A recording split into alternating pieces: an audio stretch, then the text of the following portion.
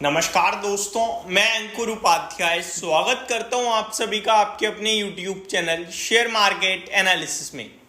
यहां आप सभी के साथ बात करने वाला हूं टाटा ग्रुप से टाटा मोटर्स के बारे में। इसके नतीजे आए थे, नतीजे ठीक थे, अच्छे थे, लेकिन स्टॉक का प्राइस अगले दिन 10% के करीब क्रैश हुआ। 8.5% समथिंग गिरकर बंद भी हुआ था ये शेयर। उसके बाद से इस स्टॉक में काफ़ी सारे कमेंट्स आ रहे हैं। हालांकि इसके इन्वेस्टर्स बहुत ही कॉन्फिडेंस रखते हैं कि भाई साहब गिरावट में ये अपॉर्चुनिटी ही है और वो एक्यूमुलेट भी कर रहे हैं।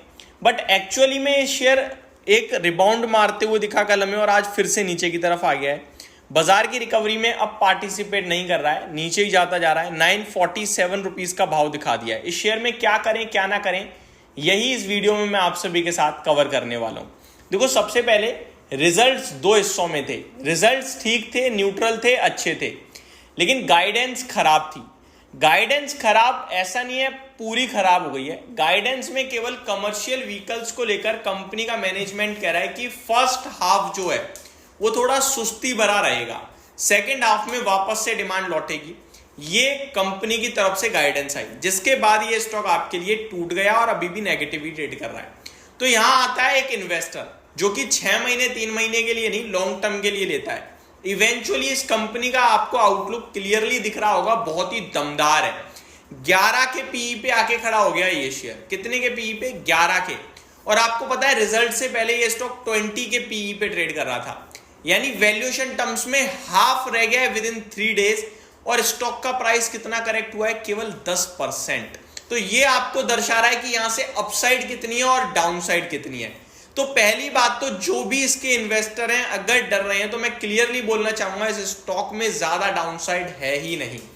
आपके लिए अगर मैक्सिमम लेवल पे भी कुछ करेक्ट होगा ना, तो मैक्सिमम लेवल पे जो मेरे को दिखता है वो 870 860 दिखता है। हालांकि स्टॉक मार्केट है, मैक्सिमम मिनिमम कुछ नहीं होता है, बट जो चार्ट्स बोल रहे हैं, जो ये इशू है वो लग रहा है मेरे को इससे ज्यादा गिरावट नहीं दिखाएगा।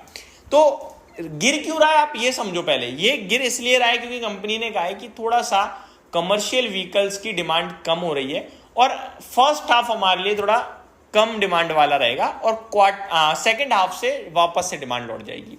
बाकी तो कोई इशू नहीं है, बाकी तो कहीं से कहीं तक कोई दिक्कत नहीं है। वैल्यूएशन टर्म्स में स्टॉक ऑलरेडी बहुत सस्ता था, अब स्टॉक में गिरावट आ गई है तो स्टॉक ऐसा हो गया कि फ्री में मिल रहा है। 11 के पीई पे स्टॉक मिल रहा है आपको, वो भी वो शेयर जो इलेक्ट्रिक व्हीकल्स में करंटली बाजार को लीड कर रहा है भारत में कार के मामले में। तो अगर आप ईवीज की बात करें पैसेंजर व्हीकल में, तो उसमें 80% का मार्केट शेयर है टाटा मोटर्स का।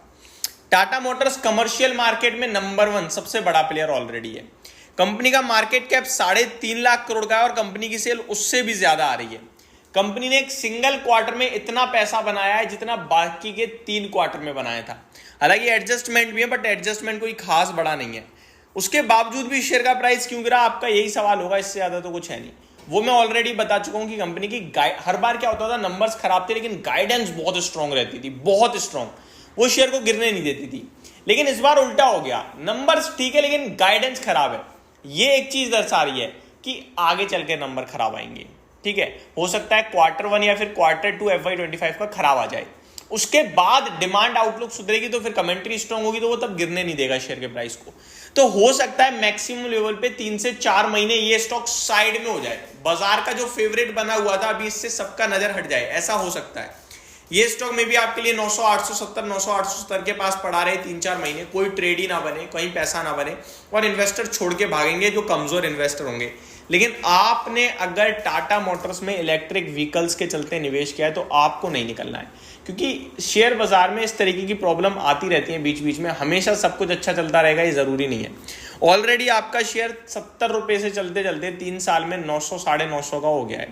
अगर 2 साल की भी बात करूं तो डबल से ज्यादा हो गया है। ठीक है, तो आपको टेंशन फ्री होकर निश्चिंत होकर बैठे रहना है इस शेयर में। आपके लिए क्या क्या अच्छा है, कंपनी जिस लेवल पे खड़ी है अभी बाजार में, चाहे किसी भी सेगमेंट में हो, दमदार है। चाहे नॉर्मल कार के मामले में बात कर लो, ईवी कार के मामले में बात कर लो, कमर्शियल व्हीकल्स के मामले में बात कर लो, हर तरफ बढ़िया पोजीशनिंग है कंपनी की, कोई टेंशन वाली बात नहीं है।